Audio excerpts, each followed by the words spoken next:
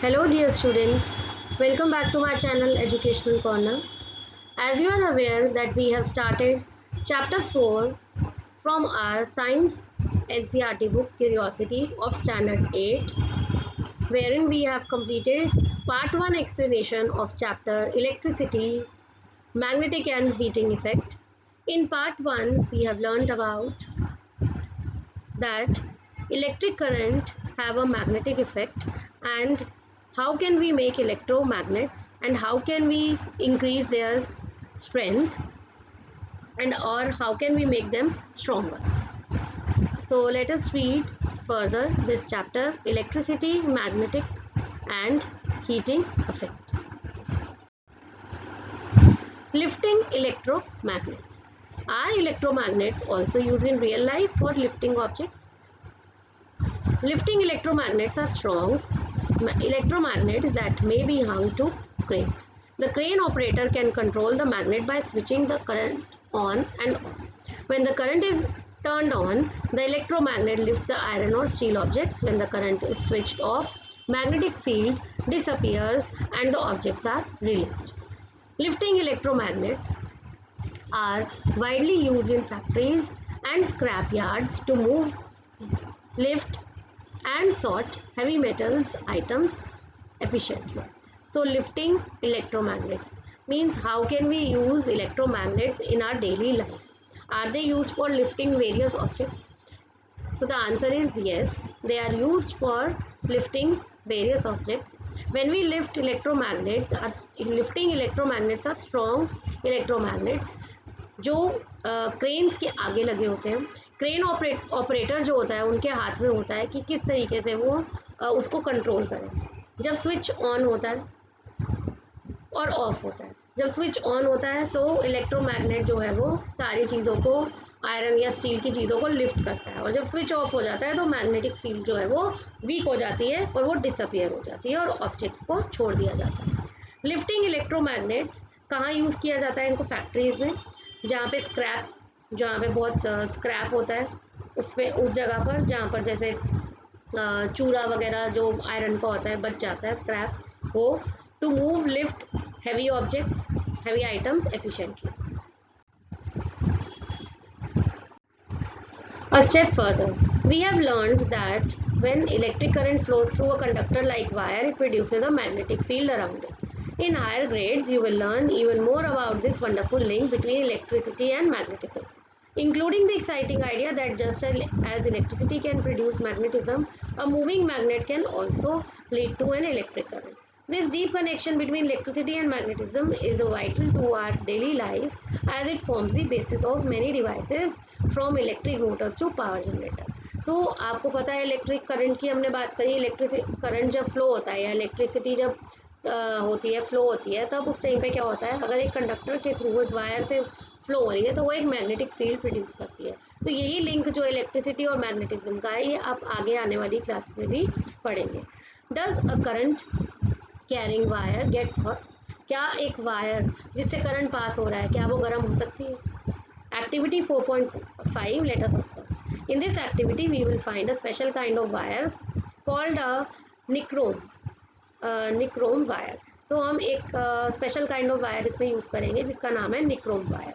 While doing this activity for electromagnet, did you also notice that the wire ends got warm? Why would that happen? Take a cardboard piece 10 cm length and 10 cm width. आपको एक cardboard लेना है जिसकी length और width जो है वो 10 centimetre होनी चाहिए. 2 नेल्स होने चाहिए. अ निक्रोम वायर ऑफ थिकनेस, एक वायर होनी चाहिए निक्रोम वायर जिसकी थिकनेस क्या होगी 0.3 मिलीमीटर एंड लेंथ, और उसकी लेंथ होगी 10 centimetre. Electric cell holder, switch और connecting wire. Mount the nail on the cardboard about 5 centimetre apart. जो दोनों आपने नेल्स लिए हैं उनको आपने कार्डबोर्ड पे लगाना है 5 सेंटीमीटर दूर. Tie the nichrome wire between these nails and make the connection as shown and the switch is in off position. Switch अभी ऑफ पोजीशन में है और इन जो निक्रोम वायर है इनको आपने नेल्स के बीच में टाई करके कनेक्शन ज्वाइन करना. Touch the nichrome wire, what do you feel? आप जब इस वायर को क्या फील करोगे जब अभी वो ऑफ पोजीशन पे है? मूव द स्विच ऑन, अब आप इसे ऑन करो 30 सेकेंड्स के लिए एंड फिर इसको ऑफ कर दो, फिर उसको दोबारा से टच करो। Do not hold the nichrome wire, what difference do you feel? आप क्या फील करोगे? Repeat the last 2 steps to confirm the observation. Do not touch the wire for an extended period to avoid injury. ठीक है, ज़्यादा time के लिए आपको इस वायर को टच नहीं करना ताकि इंजरी ना हो जाए। You will observe nichrome wire feels warm when current is pass through, जब करंट पास होगा तो निक्रोम वायर जो है वो गर्म हो जाएगी। This happens because electric current flow through a conductor. It faces the some opposition or resistance to its flow. तो ये क्यों हुआ? क्योंकि वायर इलेक्ट्रिक करंट पास हो रहा है उस कंडक्टर से, उस वायर से, इस वजह से वो थोड़ी सी गर्म हो गई। Different conductors offer different level of resistance to flow the current. तो अलग अलग जो कंडक्टर्स हैं वो अलग अलग तरह की, उनमें करंट जो है, करंट का फ्लो होता है। A nichrome wire, for example, offer higher resistance compared to a copper wire of same size and length. एक निक्रोम वायर में जो है वो रेजिस्टेंस जो है या फिर जो करंट जो मतलब वो ज़्यादा गर्म हो जाती है कॉपर वायर से। ठीक है, this resistance causes some electrical energy converted to heat energy. और इस रेजिस्टेंस की वजह से कि वो कितना रेजिस्ट कर सकती है, उसकी वजह से इलेक्ट्रिकल एनर्जी जो है वो हीट एनर्जी में कन्वर्ट हो जाती है, इस वजह से वायर जो है वो गर्म हो जाती है। When an electric current passes through conductor, जब कोई इलेक्ट्रिक करंट कंडक्टर से पास होता है जैसे कि वायर, इट गेट्स हीटेड, वो गर्म हो जाता है। और इसको हम क्या बोलते हैं? This warming is known as heating effect of electric. Think like a scientist, this activity should be carried out strictly under the supervision of teacher. अब जो एक्टिविटी हम करेंगे वो टीचर के अंडर ही, आपने या किसी अडल्ट के अंडर ही करनी है। Repeat activity 4.5 with a battery of 2 cells. What do you notice? For the same duration, does the wire heat up more with 1 cell or 2 cell? Obviously, जब 2 cells होंगे तो वायर ज़्यादा गर्म होगी। The amount of heat generated is more in the experiment with 2 cells. This is due to the fact that heat generated depends on the magnitude of electric current. Electric current हमने ज़्यादा कर दिया 2 cell डाल के, तो वो जो wire है वो ज़्यादा गर्म हो गई। The heat generated in wire depend on the material thickness and length of the wire and the duration for which the current flow. तो जो वायर में जो हीट जनरेट होती है वो किस पे डिपेंड करती है कि वो किस मटेरियल की बनी है, उसकी थिकनेस कितनी है और उसकी लेंथ कितनी है और कितने टाइम के लिए करंट फ्लो होगा। In grade 7 we have learned that an incandescent lamp glows because its filament is heated by electric current. तो हमने 7th स्टैंडर्ड में ये पढ़ा था कि इनकैंडेसेंट लैम्प जो है वो कब ग्लो करता है? जब उसकी जो फिलामेंट है अंदर की वो हीट हो जाती है। Many household appliances such as electric room heaters, stove, iron, immersion rods, water heater, kettles, hair dryers work on the same principle of heating effect of electric current. All these devices contain a rod or coil of wire called the heating element. In some appliances where this element is visible, it can be seen glowing red hot. Okay, so when we talk about electrical appliances, कौन से? Electric room heater, stove, iron, immersion rods, water heater, kettle, hair dryer, इन सब पे यही principle पे काम करती है heating effect of electric current. कई ऐसी भी डिवाइस है जिनमें रॉड या वायर, हमें कॉइल जो है वो सामने नज़र आती है। ठीक है, तो जिसमें ये अप्लायंसेज में जिनमें ये एलिमेंट विजिबल होता है इनको हीटिंग एलिमेंट बोलते हैं, जिसमें ये रॉड और कॉइल नज़र आती है। और जिन अप्लायंसेज में ये एलिमेंट विजिबल होता है उसमें हमें ये भी नज़र आता है कि जैसे ही हम बटन ऑन करते हैं तो ये जो है रेड कलर में आ जाती है नज़र, ग्लो करती है रेड कलर में और फट हो जाती है। Oh, now I understand why the incandescent torch bulb lamp sometimes used to get warm when the activity of making it glow using a electric. A step further, to prevent unnecessary heating in household switchboards, it is important to use appropriate wires, plugs and sockets that are rated for the specified electric current of the connection. So in order to prevent unnecessary heating, कि हमें अगर किसी appliance को unnecessary heat होने से बचाना है तो हमारे जो स्विच बोर्ड्स हैं, ठीक है, हमें क्या ज़रूरत है कि हमें उसका अप्रोप्रिएटली हम उसको तरीके से यूज़ करें, वायर्स को, प्लग्स को, सॉकेट्स को, ठीक है, उनको तरीके से हम यूज़ करें। The heating effect of electric current is useful in many everyday appliances, but sometimes it can cause problems like energy loss in wires during transmission. So heating effect जो है वो इलेक्ट्रिक करंट का वो बहुत useful है हमारे daily appliances में, but कई बार प्रॉब्लम्स क्रिएट करता है। कैसे?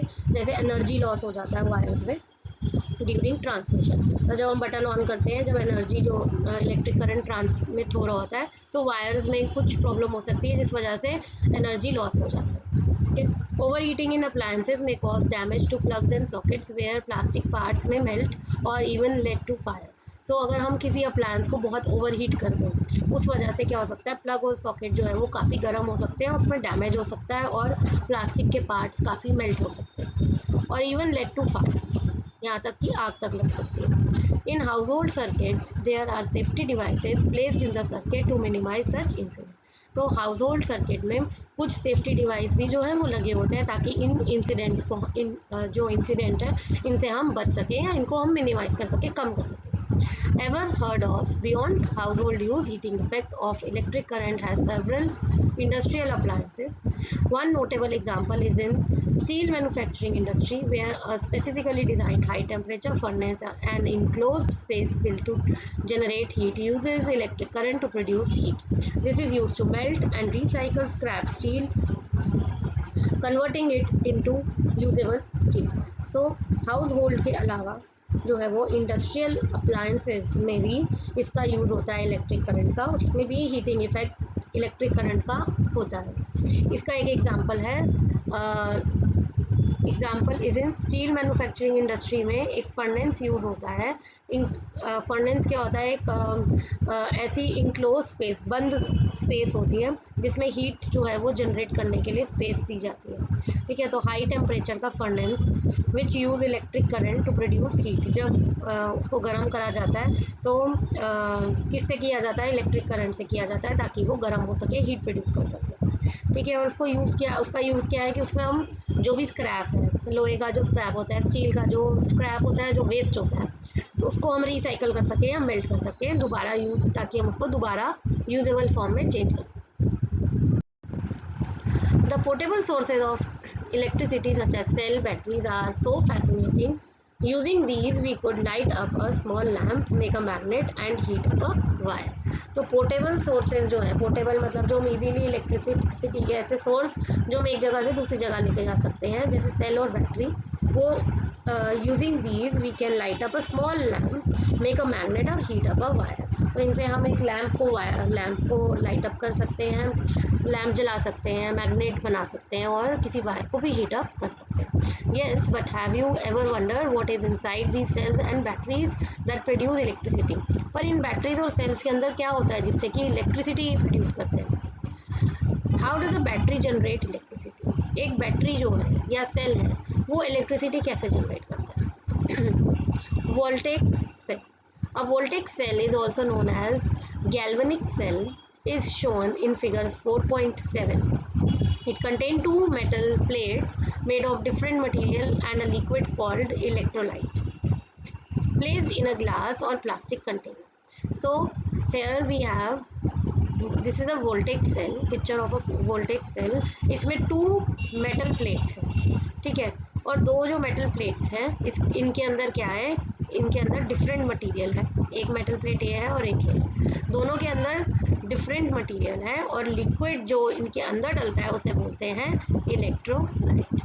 Placed in a glass or plastic container. The plates called electrodes are partly dipped in electrolyte. तो जो ये जो प्लेट्स होती हैं ये पार्टली मतलब आधी डिप करी हुई हैं, ठीक है। किस में करी हुई हैं? यहाँ पे क्या है, ये इसको बोलते हैं इलेक्ट्रोड्स, प्लेट्स को बोलते हैं इलेक्ट्रोड्स, और जिसमें डिप किया है वो लिक्विड होता है electrolyte, which is usually a weak acid और salt solution. A chemical reaction between plates and electrolyte produces energy. जब केमिकल रिएक्शन होता है किसके बीच में, इलेक्ट्रोलाइट मतलब ये जो लिक्विड है और ये जो प्लेट्स हैं इलेक्ट्रोड्स, इनके बीच में, जब इन प्लेट्स के बीच में और इलेक्ट्रोलाइट के बीच में जब केमिकल रिएक्शन होता है तो इलेक्ट्रिसिटी प्रोड्यूस होती है। When the circuit is connected, the electric current flows from positive terminal to the through the circuit to negative terminal. जब ये सर्किट कनेक्ट होता है तो पॉजिटिव से एनर्जी जो है इलेक्ट्रिसिटी नेगेटिव तक जाती है.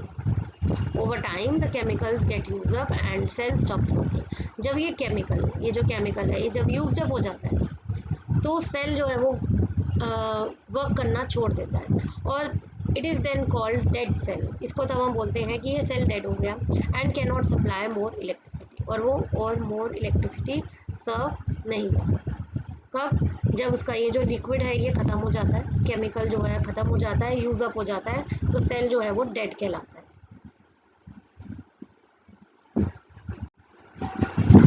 Ever heard of the Voltaic or galvanic cells get their names from two Italian scientists, Alessandro Volta and Luigi Galvani. Voltaic and galvanic, इनको जो नाम मिले हैं वो 2 इटालियन साइंटिस्ट से मिले हैं. किससे? एलेजेंड्रो वोल्टा से वोल्टेक नाम मिला है और लूजी गैल्वेनी से गैल्वेनिक नाम मिला है. इन द लेट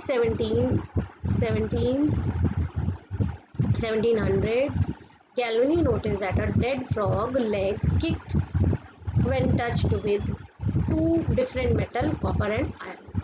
Galvani ने क्या नोटिस किया था कि एक डेड फ्रॉग, मरा हुआ फ्रॉग, उसकी जो लेग होती है उसने किक किया था किसको? 2 मेटल्स को. जब किसी 2 मेटल से उसको टच किया गया तो उसने किक किया, कॉपर और iron. It was already known by then that electricity could stimulate muscular motion and Galvani thought that electricity came from the frog itself.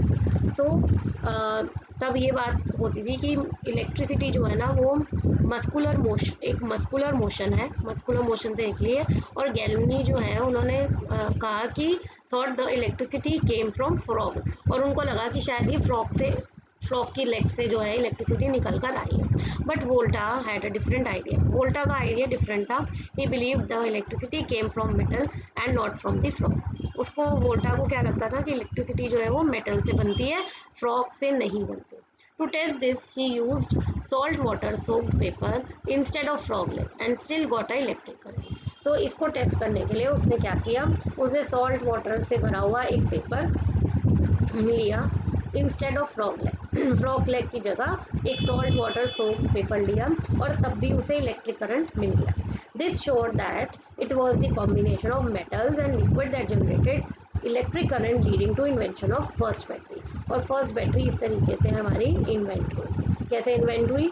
जब जो है एक्सपेरिमेंट किया गया, 2 कॉम्बिनेशन लिए गए, 2 कॉम्बिनेशन ऑफ मेटल्स यहाँ पर यूज किए गए. कौन से? Copper and iron. See, so here we have the picture over here कि किस तरीके से बैटरीज जो है वो उसमें किस तरीके के मेटल्स चलते हैं. ठीक है. Activity 4.6, let us construct. Can we also make our own voltaic cell using easily available material? क्या हम अपना एक voltaic cell बना सकते हैं? इसके लिए हमें क्या करना है? Take 5 or 6 juicy lemons, copper wire strips 1-2 millimeter thick and iron nails. Also take 1 LED and some connecting wire. इसमें आपको 5 और 6 lemons लेने हैं, copper wire लेनी है, ठीक है, उनकी स्ट्रिप्स लेनी है, कितने मिलीमीटर, 1 से 2 millimeter thick and iron nails and also 1 LED and some connecting wire. Insert copper wire and iron nail in 1 lemon. आपको क्या करना है? जो नेल्स हैं, जो आयरन नेल है और कॉपर वायर है, इसको एक के साथ एक जोड़ना है. Keeping them apart by small distance. Repeat the above for all the remaining lemons. Join the copper wire and nails. अब इनको जो ये नेल्स हैं और कॉपर वायर है इनको जॉइन करना है. Connect the LED between copper wire and first lemon and iron nail of the last lemon using connecting wire. इस तरीके से इनको कनेक्ट करना है. फर्स्ट और लास्ट लेमन की जो वायर है इनको कनेक्ट करना है. What do you observe? Does the LED glow? If the LED does not glow, reverse its connection. अगर आपको लग रहा है LED ग्लो नहीं करती तो आपको उसका कनेक्शन रिवर्स करना है. Does the LED glow now? Remember that we have learned that when current pass through the LED, only when the positive terminal longer wire of the LED is connected with the positive terminal of the battery. तो ये हमने already पढ़ा था कि जब LED की longer wire जो है वो पॉजिटिव से कनेक्ट करती है, पॉजिटिव टर्मिनल, और वो पॉजिटिव टर्मिनल ऑफ बैटरी से कनेक्ट करती है, तभी वो ग्लो करता है। नेगेटिव को नेगेटिव से कनेक्ट करना है, negative terminal shorter wire of LED is connected to negative terminal of the battery, तभी वो कनेक्ट करेगा। The LED is connect, a glowing LED indicates that your cell is working. अगर आप LED glow कर जाता है यहाँ पे, तो उसका मतलब आपका सेल वर्क कर रहा है।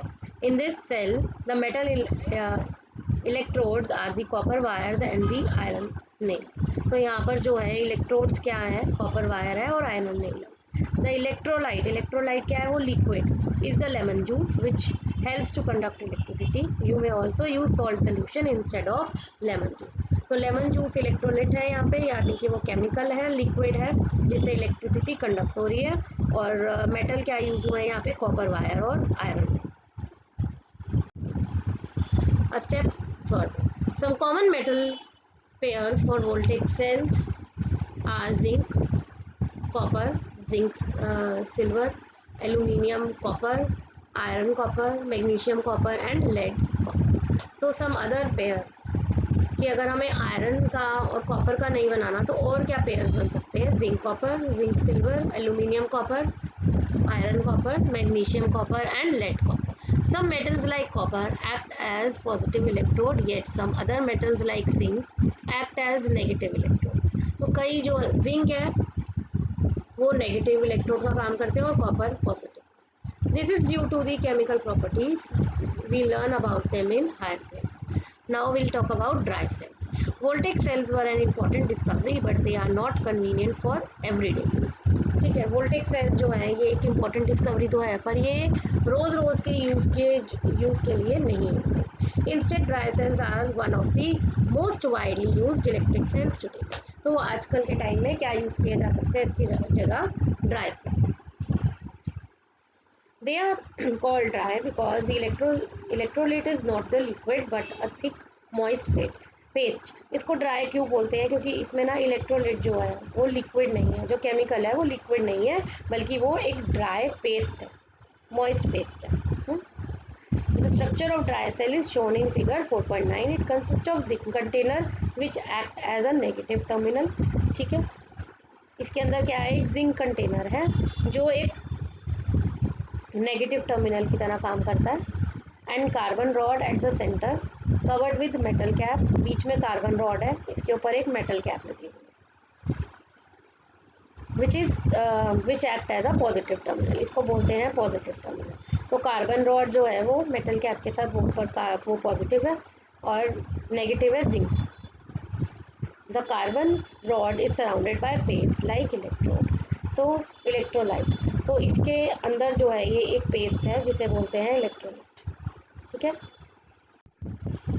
The dry cell is a single use cell, meaning once it is used up it has to be disposed of. For several application rechargeable batteries are increasingly being used now.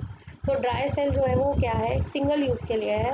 अगर आपका एक बार खत्म हो जाए, dead हो जाए, तो उसको आप डिस्पोज ऑफ करोगे, दोबारा रिचार्ज नहीं कर सकते। Rechargeable batteries can be recharged and reused multiple times. This prevent wastage and save money over time. तो रिचार्जेबल बैटरीज जो आजकल यूज़ हो रही हैं उनको हम बार बार रिचार्ज कर सकते हैं और उनको बार बार मल्टीपल टाइम्स यूज़ कर सकते हैं। इससे होता क्या है, वेस्टेज बचती है और पैसे भी बचते हैं।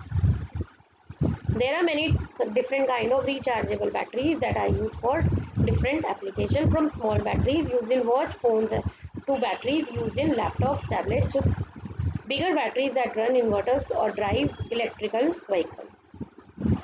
However, rechargeable batteries also do not last forever. After being charged and used many times, they slowly wear out. So rechargeable batteries अलग अलग चीज़ों के लिए यूज़ होती है। वो स्मॉल से लेके जो है बिगर बैटरीज सबका होती हैं। स्मॉल बैटरीज होती हैं जो वॉच में, फ़ोन में लगती हैं, और बिगर होती हैं जो लैपटॉप, टैबलेट्स वगैरह में लगती हैं, इन्वर्टर्स में लगती हैं। ठीक है, और इलेक्ट्रिक व्हीकल्स जो चल रहे हैं आजकल उसमें लगती है। और rechargeable batteries also do not last for ever. ये जो रिचार्जेबल बैटरी होती हैं थोड़ा टाइम चलती हैं, उनको चार्ज किया जाता है, उसके बाद वो भी धीरे धीरे वेयर आउट खराब होने लगती है।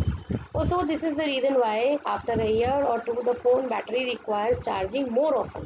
तो इसीलिए जो फ़ोन की जो बैटरी है हमारी वो चार्जिंग ज़्यादा मांगती है। 1 साल तक अच्छा चलता है, उसके बाद धीरे धीरे चार्जिंग ज़्यादा मांगती है। A step further, today the lithium-ion battery is the most common type of rechargeable battery found in most all devices that use batteries। Okay, so this is lithium battery। ठीक है, ये रिचार्जेबल काइंड ऑफ बैटरी है जो आजकल काफ़ी devices में use हो रही है।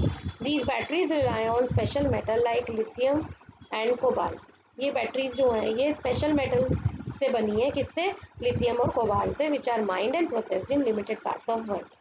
ठीक है, इनको माइन किया जाता है, निकाला जाता है खोद खोद के और प्रोसेस किया जाता है, और काफ़ी लिमिटेड पार्ट्स में ही किया जाता है, ज़्यादा जगह पे नहीं किया जाता। Because of this countries are now racing to secure supplies, recycle old batteries and develop new technologies. तो इसकी वजह से आजकल जो कंट्रीज़ हैं वो क्या कर रही हैं? They are racing to secure supplies. वो चाहती हैं कि ये बैटरी ज़्यादा से ज़्यादा बने और ओल्ड बैटरीज को रिसाइकल किया जाए और न्यू टेक्नोलॉजी डेवलप की जाए। Scientists are also working on the next big leap, solid state batteries which replace the liquid or paste like electrolytes with solid material। तो साइंटिस्ट जो हैं वो सॉलिड वेस्ट बैटरीज बनाना चाह रहे हैं जिसमें वो लिक्विड को रिप्लेस कर सकें और पेस्ट लाइक इलेक्ट्रोलिट जो है सॉलिड मटेरियल का यूज़ करें। These future batteries would be much safer, charge faster and last longer। ये जो फ्यूचर बैटरीज हैं ये आगे जाके बहुत सेफ रहेंगी, जल्दी चार्ज होने वाली हैं और ज़्यादा टाइम के लिए चलने वाली हैं।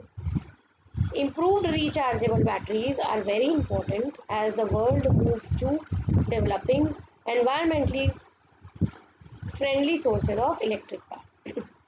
तो रिचार्जेबल बैटरीज जो हैं ये वर्ल्ड के लिए बहुत इम्पोर्टेंट है ताकि हम आगे जाके एनवायरनमेंट फ्रेंडली जो है सोर्सेज बना सकें हमारे electrical power. So with this we have come to the end of the lesson. I hope you have understood this lesson. Now I will see you in my next video with summary and back exercise of this chapter. Up till then, take good care of yourself. Goodbye.